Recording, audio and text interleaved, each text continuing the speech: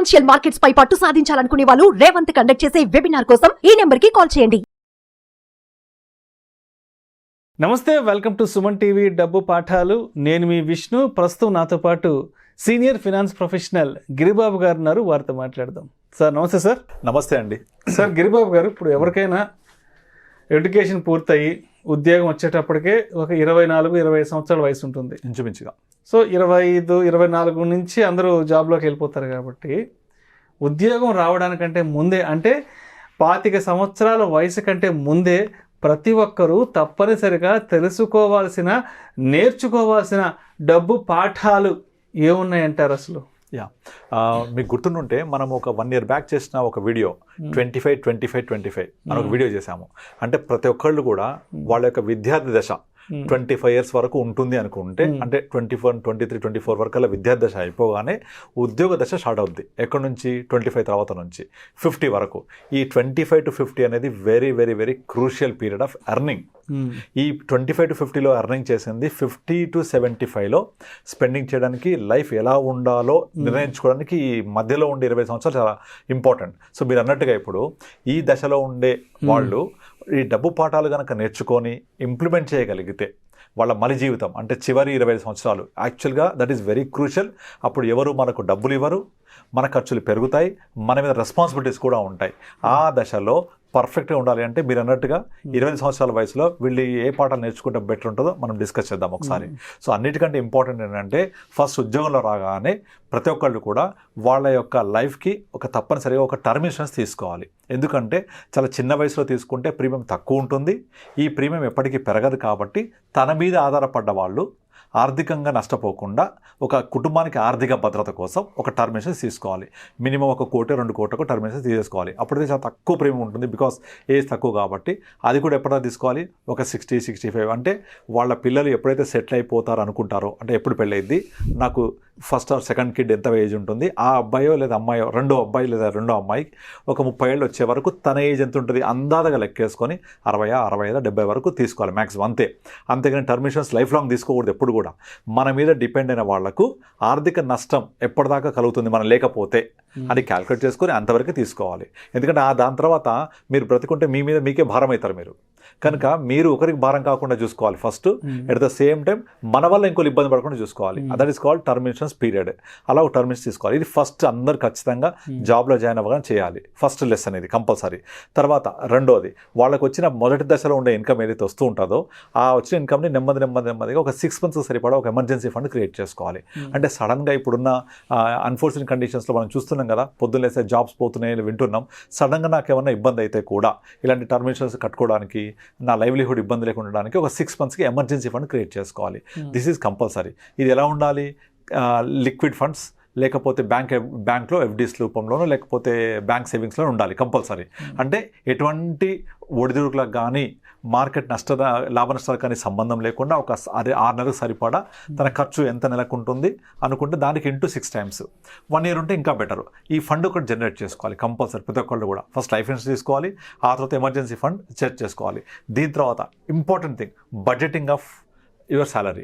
ఈ బడ్జెట్ అనేది ఎంత ఇంపార్టెంట్ అంటే మనం నార్మల్ చూస్తూ ఉంటాం, మనం February 1st ఎవ్రీ ఇయర్ మన government of India or states budget ఇస్తూ ఉంటాయి. ఈ బడ్జెట్ ఏంటంటే రాబోయే నెక్స్ట్ 1 yearకి నా ఆదాయం ఎంత, ఖర్చులు ఎంత, ఈ ఆదాయానికి ఎంత వెసులుబాటు చేసుకోవాలి, నేను ఖర్చులు ఎంత అలొకేట్ చేసుకోవాలి, ఈ డెఫిసిట్ ఏమైనా ఉంటే ఎలా రేజ్ చేయాలి, ఫండ్ రైజింగ్. ఇదే కదా బడ్జెట్ అంటే.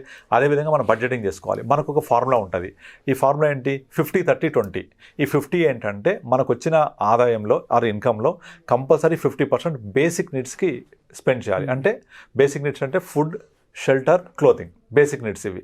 అలాగే లివింగ్ ఎక్స్పెన్సెస్ అంటే గ్రాసరీస్, ఇవన్నీ ఒక 50%. ఇదే పైగా వాంట్స్, అంటే నేను మంచి లివింగ్ ఉండాలి అంటే, లైఫ్ స్టైల్ మంచిగా ఉండాలంటే నాకు ఒక వాంట్స్ ఉంటాయి, కోరికలు, అవి తీర్చుకోవడానికి ఒక 30%. అంటే 50 + 30 80 అయిపోయింది. 20% must be saved for the future. 50-30-20. 50 ఏమో నీడ్స్, 30 ఏమో వాంట్స్, 20 ఏమో ఫ్యూచర్ సేవింగ్స్ కోసం సేవ్ చేసుకోవాలి. ఇది 50-30-20 ఫాలో అవ్వాలి. తర్వాత ఇంకొకటి చేయకూడని పని కూడా ఒకటి ఉంటుంది ఇందులో. ఏంటంటే long term loan trap. Loan debt. చాలా మంది ఏం చేస్తారు, వాళ్ళ శాలరీ 25,000 30,000 ఉంటుంది, ఐఫోన్ సెప్టెంబర్లో ఐఫోన్ 16 రిలీజ్ అవుతుంది, రెడీ అయిపోతారు. లోన్ తీసుకొని అది 1,20,000 1,30,000 అంత చాలా కాస్ట్లీ ఉంటుంది. దానికోసం ఒక లోన్ తీసేసుకుంటారు. లోన్ తీసేసుకొని ఇంకా నెల కడుతూ ఉంటారు. మళ్ళీ 2025లో మళ్ళీ సెప్టెంబర్ వస్తుంది కదా, మళ్ళీ ఒక కొత్త ఫీచర్ కొత్త ఐఫోన్ లాంచ్ చేస్తే మళ్ళీ దానికి వెళ్ళిపోతూ ఉంటారు. ఎవ్రీ ఇయర్ ఐఫోన్ వాళ్ళు ఎవ్రీ సెప్టెంబర్లో లాంచ్ చేస్తూ ఉంటారు. మీరు అలా మార్చుకుంటూ పోతే మీ బడ్జెట్ అంతా ఏమవ్వాలి? So this is called loan trap or debt trap. అలా కొత్త గ్యాడ్జెట్ వచ్చింది కదా, ఈఎంఐలో కొనిద్దాం, మీకు ఈఎంఐతో ఊరిస్తూ మీకు పేపర్లు యాడ్ ఇస్తుంటారు. 3,000కి ఐఫోన్, 4,000కి ఐఫోన్ చెప్తూ ఉంటారు. కానీ అక్కడ మొత్తం కలిపితే అది ఒక 10,000 అవుతుంది దగ్గర. ఎందుకంటే మినిమం ఏది తీసుకున్నా 1,30,000 లేదు, తక్కువ లేదు ఐఫోన్. కానీ అదే పోగానే బైక్ తీసుకోవాలి, అదే పోగానే వేరే బట్టలు తీసుకోవాలి, ఇవి వస్తూనే ఉంటాయి. ప్రతిదానికి రోజుల్లో ఈఎంఐ ఆప్షన్ ఉంది. ఇక ఈఎంఐలు కట్టుకుంటూ పోతే మన జీవిత ప్రాథమిక దశలో ఉన్నప్పుడే ఈఎంఐలు కడుతూ ఉంటే మీకు ఏం మిగులుతుంది చేతిలో? అంటే డబ్బులు రావడం పోవడం, అంటే ఆ ట్రాప్లోకి వెళ్ళిపోతూ ఉంటాం తెలియకుండా. కనుక లాంగ్ టర్మ్ డెట్స్ కానీ ఇలాంటి ఈఎంఐలతో కొనేవి ఏవి చేయకూడదు. కాబట్టి పొదుపు చేసిన తర్వాత ఆ పొదుపు చేసిన డబ్బులతో కొంచెం సరదాలు తీర్చుకోండి, లేదా అవసరం కొనుక్కోండి. అంతేగాని ఈ వచ్చిన కొత్త వస్తువు తీసుకుంటూ ఈఎంఐలు ఉన్నాయి కదా, మాట్లాడితే ఈఎంఐలు తీసుకున్నా అని చెప్తూ ఉంటారు. ఈఎంఐ అంటే ఫ్రీ ఇవ్వడు వాడు, దానికి కావాల్సిన ఛార్జెస్ వడ్డీ వేస్తూనే ఉంటాడు వాడు. కనుక అలాంటి వాటికి వెళ్ళకూడదు. అండ్ తర్వాత కంపల్సరీ మనం పెట్టుకోవాల్సిన రూల్ ఏంటంటే, థంబ్ రూల్ కంపల్సరీ ప్రతి ఒక్కళ్ళు కూడా నాకు వచ్చిన ఇన్కంలో 85 ఫస్ట్ అని చెప్పారు, 50 30 20 అంటే 20% సేవింగ్స్కి వెళ్ళాలి. ఈ సేవింగ్స్ ఎక్కడికి వెళ్ళాలి? That is very very important. ఈ సేవింగ్స్ ఏం చేయాలి?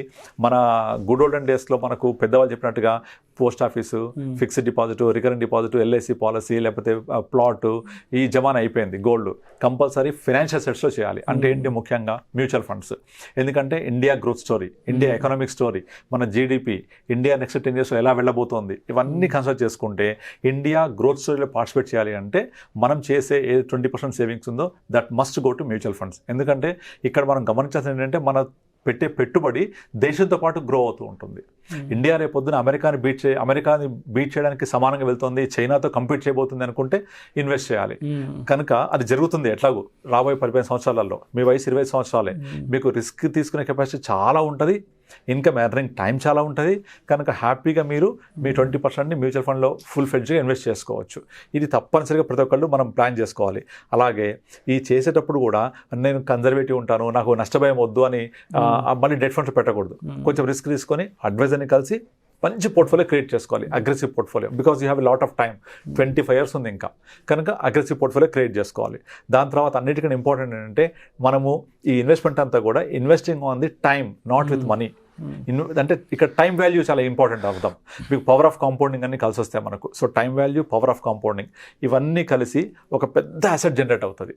అప్పుడు మీకు 50 yearsకి వచ్చేప్పటికి మీ కార్పస్ కనీసం హీన పక్షంలో ఒక 4-5 కోట్లు జమ అవుతుంది. నార్మల్గా మనం 15,000 రూపాయలు 15 సంవత్సరాలు చేస్తేనే 1 crore అవుతుంది. అదే మరో 5 సంవత్సరాలు చేస్తే 2 కోట్లు అయిపోతాయి. 20 సంవత్సరాలు చేస్తే దగ్గర 4 కోట్లు అవుతాయి. అదే 20 సంవత్సరాలు చేస్తే 6 కోట్ల పైన అవుతుంది. ఇది నార్మల్ 15,000 చేస్తేనే. మీ శాలరీ పెంచుకుంటూ స్టెప్ అప్ ఎస్ఐపి చేయాలి. అంటే ఇప్పుడు మీరు 10,000 చేశారంటే తర్వాత 12,000, నెక్స్ట్ ఇయర్ 15,000, అట్లా సంవత్సరానికి ఒక 5% 10% పెంచుకుంటూ వెళ్తే 25 years వచ్చేప్పటికి 10 కోట్లు అసెట్ బిల్డ్ చేయడం అనేది అసలు కష్టమే కాదు. నేను చెప్పే ఈ ఫార్ములాస్ అన్ని ఫాలో అవుతాయి. అట్లా మనము అసెట్ బిల్డప్ చేసుకోవాలి, లోన్స్ తగ్గించుకోవాలి. హోమ్ లోన్ తీసుకుంటే కూడా 10 years ఎక్కువ పెట్టి ఈఎంఐ తక్కువ కట్టి రిమైనింగ్ ఇన్వెస్ట్ చేసుకుంటూ పోవాలి. అలా డిఫరెంట్ ప్లాన్స్ తోటి కనుక ప్లాన్ చేసుకొని మనము కావాల్సిన లైఫ్ అంతా కూడా గుడ్ లివింగ్ కోసం చేస్తూ ఉంటుంది. మనం ఒకసారి చెప్పుకున్నాం, ఏది వచ్చిన 2 లక్షల జీతంలో మొత్తం లోన్ కట్టుకుంటూ పోతుంది. అలా కాకుండా ఇలా ప్లాన్ చేసుకుంటే డెఫినెట్లీ యువర్ థర్డ్ 25, 50 to 75 సూపర్గా ఉంటుంది. మనం ఒకళ్ళకు ఒక రోల్ మోడల్ లాగా ఉంటాం. మనం ఇలాంటి డబ్బు పాఠాలు నేర్చుకొని నేర్చుకోవడం కాదు, ఇంప్లిమెంట్ చేస్తే డెఫినెట్గా ఉంటుంది. చాలా బాగుంటుంది లైఫ్ కూడా. Thank you sir. Thank you అండి.